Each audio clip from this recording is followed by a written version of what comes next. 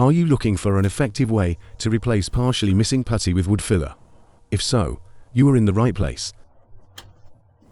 Put some masking tape and leave about a 1mm gap between the putty and tape. I am using low-tack tape on most projects. Mix some wood filler. How to mix wood filler.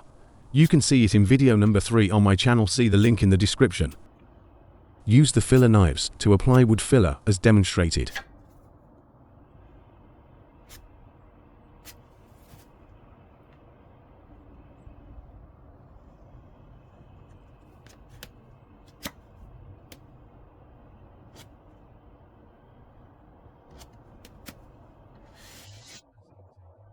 Remove the masking tape immediately after applying the filler.